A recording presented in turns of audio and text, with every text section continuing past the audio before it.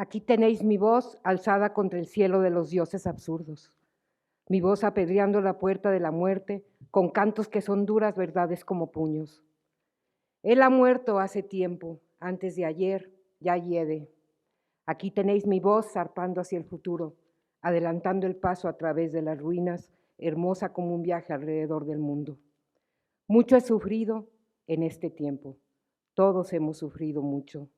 Yo levanto una copa de alegría en las manos, en pie contra el crepúsculo. Borradlo. Labremos la paz, la paz, la paz. A fuerza de caricias, a puñetazos puros. Aquí os dejo mi voz escrita en castellano. No te olvides que hemos sufrido juntos. En castellano, de Blas de Otero. Buenas tardes, todas, todos y todes, quienes nos acompañan el día de hoy en este evento que da cumplimiento al mandato establecido en el artículo 12 de la Ley Orgánica de la Comisión de Derechos Humanos de la Ciudad de México.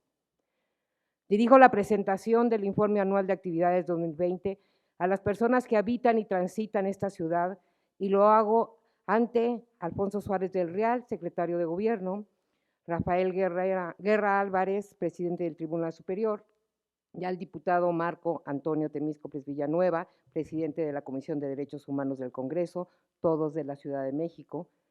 En este ejercicio de rendición de cuentas me acompañan Guillermo Fernández Maldonado, representante en México de la Oficina de la Alta Comisionada de Naciones Unidas para los Derechos Humanos, Genoveva Ronald Dávila, consejera de esta comisión, Marco Antonio López Ortega, integrante del Mecanismo de Participación Infantil de este organismo, Héctor Castillo Bertier, director general del Circo Volador, Centro de Arte y Cultura, y Tania Morales Olvera, directora general de la Asociación para las Infancias Transgénero.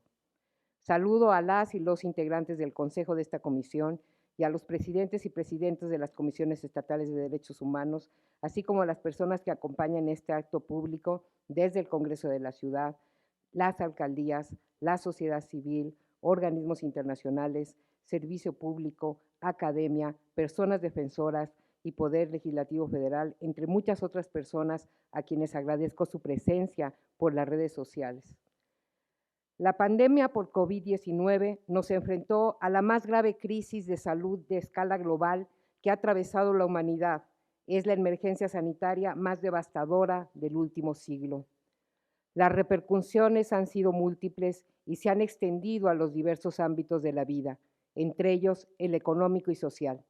El cumplimiento de los derechos humanos, por lo tanto, se ha visto fuertemente trastocado por esta crisis sanitaria y buena parte de sus efectos los iremos constatando con el tiempo. El informe de actividades que se presenta el día de hoy corresponde a un inusitado y fuera del ordinario año, el 2020, y se da a conocer aún en un contexto de pandemia. Ante este escenario, el papel de los organismos públicos de protección de derechos humanos ha sido, sigue siendo y será esencial. La Comisión de Derechos Humanos de la Ciudad de México se adaptó al contexto de pandemia para asegurar la prestación de sus servicios a las personas, porque trabajar para la defensa y garantía de los derechos no permite tregua alguna. Por esa razón, esta comisión se mantuvo abierta los 365 días del año, para lo que implementó un control sanitario y desarrolló un protocolo de actuación para su personal, que incluyó el reforzamiento de medidas que posibilitaran un entorno seguro para nosotros y para las víctimas y personas peticionarias. En términos absolutos, durante el 2020 hubo una diferencia importante entre el número de personas que solicitaron los servicios de la comisión en comparación con el 2019. Mientras que en febrero, previo a la declaratoria de pandemia, el máximo de personas atendidas por semana alcanzó 881, entre la última semana del mes de marzo y hasta el mes de junio se presentó una drástica caída de hasta el 50% de lo registrado al inicio de año, cuando el máximo de personas por semana apenas alcanzó un poco más de 400. A partir del mes de julio se incrementó la afluencia y el mes de octubre se alcanzó un máximo de alrededor de 700 para empezar a disminuir nuevamente los dos últimos meses del año. En ningún momento desde marzo se logró una afluencia semanal prepandémica. Aquí destaca el índice de feminidad de personas peticionarias, que evidencia una mayor cantidad de mujeres que de hombres en 34 de las 53 semanas del año, 5 semanas más de las registradas en el año inmediato anterior. Durante el año se brindó un 23.7% menos servicios. Los principales momentos de disminución abrupta fueron del 14 de marzo al 14 de abril, posteriormente los primeros 20 días de junio y finalmente en la última quincena de diciembre. En total de servicios que se beneficiaron a 33.309 personas, 618 colectivos agraviados y en su mayoría correspondieron a gestiones vinculadas a la emergencia sanitaria. En cuanto a la relación entre los servicios proporcionados por las diversas vías, durante el 2020 se evidenció la preferencia de las personas por la vía telefónica por sobre la vía personal. Por su parte, de los 7.334 expedientes de queja que se atendieron en las visitadurías, tan solo 1 de cada 10 estuvo relacionado directamente con aspectos vinculados a la emergencia sanitaria por COVID-19. Esto tuvo un comportamiento diferenciado en función de la temática denunciada y del momento del año en que fue presentada. Muestra de ello es que para la quinta visitaduría general dedicada a aspectos de derechos humanos laborales, la proporción de quejas vinculadas directamente con COVID fue del 30%. Para la tercera visitaduría, encargada de asuntos con derechos económicos, sociales y culturales, ese porcentaje representó el 17%. Por su parte, la segunda visitaduría general tuvo el 8% de asuntos relacionados directamente con la emergencia sanitaria en el ámbito penitenciario. Finalmente, la primera y cuarta visitadurías generales especializadas en seguridad ciudadana, procuración de justicia, violaciones graves a derechos humanos y grupos de atención prioritaria registraron tan solo el 1% de sus expedientes de queja relacionados directamente con COVID. Respecto al comportamiento de esas quejas durante el año, fue diferenciado. Por ejemplo, la segunda y quinta visitaduría son las que recibieron el primer impacto de la pandemia en el primer trimestre de esta. La primera queja COVID se presentó el 5 de febrero antes de la declaratoria de emergencia. En lo que toca al comportamiento de las quejas relacionadas con asuntos laborales, entre marzo y junio, las quejas se vincularon a la falta de provisión de insumos para personas trabajadoras de sectores esenciales, las asociadas a la protección en el ámbito laboral de las personas trabajadoras con comorbilidades, personas trabajadoras cuidadoras de familiares con alguna condición de salud o discapacidad y personas mayores.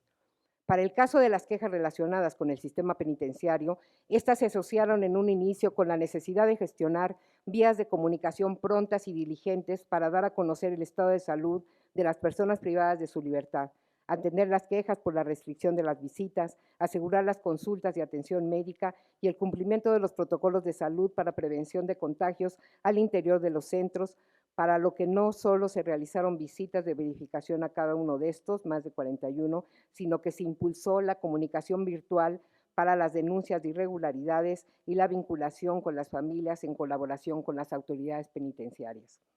Los temas a cargo de la tercera visitaduría, que guardan relación directa con la crisis sanitaria por COVID, versaron a la falta de atención médica en la red hospitalaria de la Secretaría de Salud local, la negativa de práctica de prueba del COVID, la suspensión de servicios de agua y la afectación al ingreso familiar por suspensión de actividades económicas. Hacia la segunda mitad del año, las quejas versaron sobre las negligencias médicas en atención a personas contagiadas, con falta de apoyo para familias de personas contagiadas, algunas de ellas fatales, así como continuó la exigencia de apertura de actividades económicas. Para las visitadurías con menos quejas relacionadas con la emergencia sanitaria, primera y cuarta, los asuntos asociados con esta tuvieron que ver inicialmente con la falta de cumplimiento de los lineamientos para la prevención de contagio como la ventilación y sana distancia, acceso a gel y lavado de manos en separos o espacios de detención de juzgados cívicos o por parte de la Secretaría de Seguridad Ciudadana, sobre todo en patrullas, así como con quejas de personas pertenecientes a grupos de atención prioritaria que fueron mudadas de sus espacios de pernocta en inmuebles o calle como trabajadoras sexuales, usuarios de albergues de la ciudad y de calle. Es muy relevante insistir en que todos estos asuntos relacionados directamente con la emergencia sanitaria por COVID-19 en todas las visitadurías se les dio un tratamiento prioritario y fueron resueltos en su mayoría durante el trámite a través de medidas cautelares y de oficios de colaboración para dialogar pronto con la autoridad y resolver de manera diligente desde un enfoque de justicia restaurativa. Sobre la atención a los asuntos que no guardaron relación directa con la enfermedad por COVID-19, se observaron como temas recurrentes despidos injustificados, acoso laboral y sexual, pago fuera de tiempo, asuntos derivados de reducciones de labores de investigación ministerial, el retraso en la posibilidad de consulta de expedientes para que las víctimas estuvieran al tanto de las investigaciones y procedimientos judiciales, la pausa en las diligencias de los peritajes. Algunos otros derivados de la pandemia fueron los aspectos no atendidos o puestos en pausa en materia de salud, en la vía pública, las investigaciones de delitos y los derechos de las víctimas, la reinserción social, el uso exclusivo de la fuerza policial, la falta de agua, la violencia familiar y la violencia institucional, especialmente dirigidas a mujeres, niñas, niños y personas mayores. Es importante mencionar que muchos de los asuntos que lleva la Comisión, en especial en el rubro de Administración y Procuración de Justicia, tuvieron retraso dada la imposibilidad para recibir la información de las autoridades señaladas como responsables por las personas peticionarias a sus quejas. Eso fue así, dado la suspensión de labores y o el plazo de las instituciones, lo cual no permitió obtener respuesta a las solicitudes de información giradas desde la Comisión. Estos asuntos, aun cuando no estuvieron relacionados directamente con la emergencia, se derivaron de ella.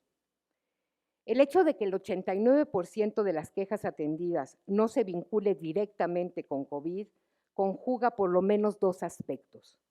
El primero es que la emergencia sanitaria evidencia la interdependencia en los derechos y por ello la respuesta debe contemplar esa realidad, pues es palpable que la amenaza a uno repercute en el ejercicio de los otros.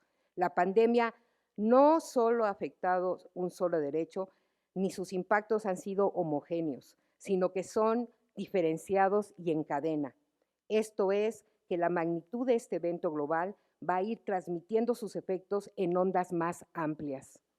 Por su parte, el segundo aspecto es que las medidas de prevención de contagio y atención a la pandemia en la Ciudad de México no se llevaron a cabo en ningún momento a costa de la limitación de derechos, represión o ejercicio de medidas que correspondieran a un estado de excepción de iure o de facto. En cuanto al trabajo de determinación de violaciones a derechos humanos y reparación de las víctimas, el año pasado la Comisión emitió 8 recomendaciones, estas reconociendo a 199 víctimas. Si bien este número fue menor que en los 2 años anteriores, es superior en las emitidas en 1998, 2005 y 2017. Adicionalmente, se emitieron las 2 primeras recomendaciones generales de este organismo de protección de derechos humanos. Tanto estas como las recomendaciones ordinarias se continúa fijando estándares innovadores y representativos de problemáticas estructurales. Para el 2020, estos estándares correspondieron al desarrollo del derecho de las personas a ser buscadas, recientemente observado por la Suprema Corte de Justicia de la Nación, los criterios para la reparación del proyecto de vida, el desarrollo de derechos colectivos sobre el espacio público, la contradicción entre el modelo de institucionalización con los derechos de las personas con discapacidad a una vida independiente y a participar en la comunidad, entre otros.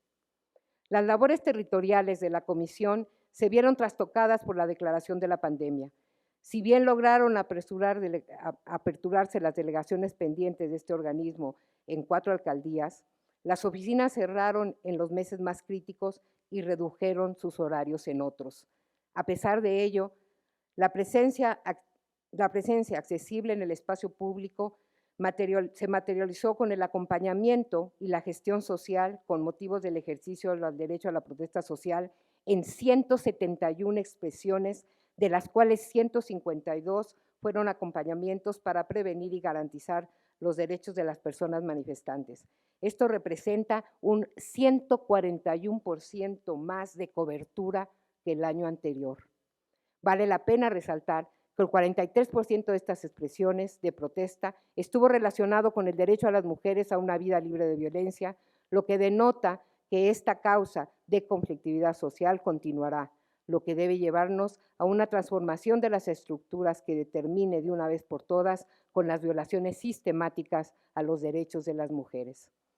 En el 2020, la comisión llevó a cabo 470 actividades educativas activas que contaron con la participación de 105,000 personas, lo que significó un aumento del 93% respecto al año anterior. Es decir, se tuvo una cobertura de casi el doble. Este trabajo se potenció a través de la plataforma Aprende IDH, una alternativa para la educación en derechos humanos que se gestó durante el año y que se reporta como respuesta institucional a la pandemia por COVID-19. Sumado al anterior, durante el 2020 se llevaron a cabo 8 aperturas de los 10 cursos autogestivos y 3 de un curso tutorado. La comisión continuó con la vinculación de las agendas de derechos humanos focalizados en grupos de atención prioritaria. Se dio apoyo a 20 organizaciones de la sociedad civil que trabajaron con población directamente afectada por la pandemia y la emergencia sanitaria, como personas en situación de calle, salud mental, violencia de género y violencia contra personas jóvenes, entre otras. En lo que toca a las articulaciones entre organismos y autoridades, se dio continuidad en la atención a las personas en contexto de movilidad, que implicó el seguimiento a los procesos de mediación y articulación impulsados. Para ello se convocaron a 24 reuniones virtuales con 4 albergues y organizaciones de sociedad civil que brindan atención directa a las personas migrantes. Cabe destacar que no hubo ningún contagio en los albergues de migrantes en esta ciudad, dado los resultados de esta coordinación. Considerando las medidas de distanciamiento social, la comisión adecuó su actividad al espacio digital. Destaca, además de lo expresado en educación, la consulta Infancias Encerradas, que dio voz a 40,000 niñas, niños y adolescentes del país, de los cuales la mitad son de la Ciudad de México. Lo expresado por niñas, niños y adolescentes en su diversidad se leyó en clave de derechos humanos para dirigir recomendaciones asociadas al derecho a la salud, el juego, a la educación, la cultura, la ciencia, entre otros. Del 9 de julio al 23 de octubre fueron publicados y presentados 27 informes de análisis, 1 nacional, 5 estatales, incluido el de la Ciudad de México, 16 de alcaldías y 4 informes especiales. En lo que toca al fortalecimiento institucional, el 2020 se convocó al concurso para el servicio profesional de carrera, resultando en 19 personas más, con lo que al día de hoy una cuarta parte del personal de la institución forma parte de este servicio. Además, se operó la fase de actualización permanente del programa de profesionalización y la estrategia de profesionalización desde casa, dirigido a todas las personas trabajadoras de la comisión, en la que participaron el 96% de ellas. La crisis sanitaria terminará. Contamos con vacunas que a la larga nos harán más fuertes contra el virus, pero aún hay una deuda pendiente para desarrollar vacunas contra los impactos sociales y económicos que nos dejará, y para la exacerbante desigualdad que la exponenció. Nuestra labor como personas defensoras de los derechos humanos no puede limitarse a ser espectadores que se limiten a señalar lo que es evidente, y es que en el 2020 se vulneró el derecho a la salud e integridad de millones de personas alrededor del mundo. La pandemia que inició el año pasado y que aún padecemos se sostiene de un campo fértil que se alimenta de las limitaciones previas, como es el abatido sistema de seguridad social, la manipulación del medio ambiente y el consecuente impulso de las enfermedades zoonéticas, la toma de decisiones con criterios exclusivamente económicos y políticos que desdeñan el conocimiento científico y un marco bioético de referencia. Ante esto, la obligación de los organismos públicos de protección de derechos humanos es dar respuesta como un sistema no jurisdiccional. El virus nos ha afectado en lo colectivo y son respuestas de esta dimensión las que contribuirán al fortalecimiento que como sociedad tengamos hacia eventos de este calibre. 2020 será recordado como un parteaguas en la historia de la humanidad por su carácter global. Ni siquiera las guerras mundiales lo fueron en esa magnitud. Las personas aquí presentes hemos sido protagonistas de un año que será recordado como el año en el que el mundo se encerró, el año que vivimos en peligro, el año del temor, el año de la incertidumbre, el año en la que la intención era sobrevivir. Aquí cabría preguntarse, ¿cuál es la participación de quienes nos dedicamos a la defensa de los derechos humanos para esta memoria colectiva? A pesar de lo difícil que es hacer un alto en el camino durante una pandemia en curso, es importante iniciar, porque el 2020 se va a prolongar y nos va a determinar.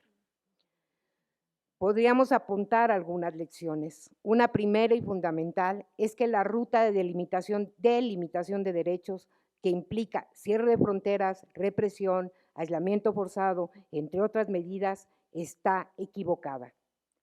Y esto en la Ciudad de México no se optó por esta vía, lo que representa un precedente de la mayor relevancia en el manejo de situaciones del impacto en una urbe y zona metropolitana de la magnitud de la nuestra, en la que la conflictividad social natural es ya alta y constante.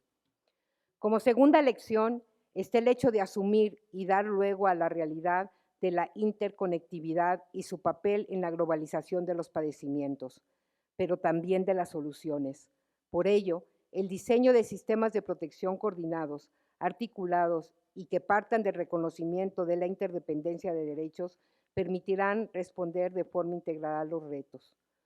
Lo que pasa en la colonia Ermita Zaragoza de la alcaldía Iztapalapa, por decir un ejemplo, no es ajeno a lo que sucede en el municipio de Nezahualcóyotl del Estado de México, donde cruzo una calle y están de un lado o están del otro. Las fronteras locales, regionales y nacionales no pueden estancar los esfuerzos para dar soluciones y respuestas efectivas. Corolario de lo anterior es que las respuestas de las instituciones no pueden desvincularse del enfoque diferencial e interseccional, porque es innegable el impacto desigual de los eventos catastróficos.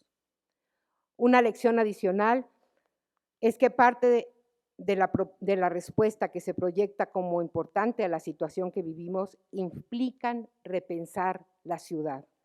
Ejemplo de ello, podemos encontrarlo en que durante la pandemia los medios individuales de transporte no motorizado ocuparon un espacio público que no solo no debe perderse, sino que debe permanecer, crecer e impulsar como contenido básico del derecho a la ciudad.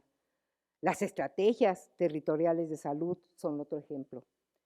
Finalmente, otra lección advertida y reiterada desde la economía feminista es que el cuidado es un trabajo que aporta al desarrollo social, comunitario y económico del país, es un trabajo invisibilizado y altamente feminizado. La pandemia sacó de la invisibilidad esta actividad doméstica para insistir en que se debe de ser de interés público y que se requiere guardar un necesario equilibrio de géneros en su participación e involucrar de manera corresponsable a los actores públicos, privados y domésticos. La vinculación del sistema de cuidados con el sistema de apoyos para la vida independiente, así como la política social, es fundamental para acompañar a las personas a lo largo de su ciclo de vida y en su diversidad. Esta ciudad es única en el reconocimiento constitucional del derecho a cuidar y ser cuidado. La experiencia que hemos vivido permitirá contar con un sistema de cuidados de vanguardia, si así nos lo proponemos. Los retos que tenemos por delante se multiplican. Sin duda, la incorporación y la conciencia sobre la salud integral, individual y comunitaria debe de estar en el centro. La emergencia nos ha hecho constatar lo que se ha dicho por años. La salud no puede entenderse solamente como la ausencia de enfermedad. No podemos escindir este concepto y en ese sentido, la atención a la salud mental como un aspecto base de la salud pública debe de traducirse en una transversalización de medidas en el sector salud, educación, deporte, cultura, por mencionar tan solo algunos. Debe hacerse mención de otro reto. Los impactos de esta crisis sanitaria mundial aumentarán la conflictividad regional, social y familiar. Es preciso adoptar una estrategia que desde el enfoque de derechos humanos y con una necesaria perspectiva de género, nunca más sin las mujeres, pues hacerlo así provoca la violencia de género. Para los organismos de protección de derechos humanos, el papel que debemos tomar es claro: ser mediadores, articuladores, concertadores, impulsores de la construcción de soluciones, guardianes de la centralidad de las personas y su esfera de derechos. La perspectiva de justicia restaurativa, sus principios, su puesta en marcha en el día a día para la resolución de conflictos y su resolución debe provenir de nosotros. Finalmente, el gran reto es dar pasos agigantados y apresurados para emparejar el piso y acortar las brechas que se profundizan con esta pandemia. Esto es una deuda y es un reto. No podemos ser cómplices o pasivos espectadores de las afectaciones causadas por el impacto diferenciado que esta crisis sanitaria tiene en las personas en función de muchos determinantes sociales. La desigualdad mata. ¿Qué herramientas usaremos para afrontar estos retos? La primera y fundamental, la construcción colectiva. La reconstrucción de la colectividad como base mínima para afrontar las situaciones que nos afectan. En ello, las comisiones de derechos humanos tenemos un papel fundamental que adoptar. La promoción de derechos humanos no puede realizarse alejada de la construcción empírica de esta realidad, pues si nos salimos juntos de situaciones como esta, no salimos. En esta realidad cobra más sentido nuestro papel como mediadores y articuladores de la participación de todos los actores sociales necesarios. El Estado con sus instituciones, la academia y necesariamente las organizaciones de la sociedad civil, las organizaciones de base comunitaria, las colectivas y todo ese entramado que surge de la ciudadanía. La pandemia es un fenómeno global y preciso sumar a las soluciones desde la acción local comprometida y correspondiente. A la ciudad y sus habitantes les sirve una comisión fuerte y comprometida. Y eso solo se consigue con el trabajo diario y cercano con las personas. Esto no sería posible sin el esfuerzo cotidiano de quienes forman parte del equipo de esta Comisión de Derechos Humanos de la Ciudad de México, de sus casi 700 integrantes, quienes muchos de los que como habitamos y transitamos en esta ciudad han atravesado un 2020 con pérdidas, pero que nos renuevan en una esperanza en la convicción de trabajo. En suma, tal como lo expresó una adolescente de 17 años, habitante de la alcaldía Magdalena Contreras, en la consulta Infancias Encerradas, que las personas entiendan que somos un equipo. Muchas gracias.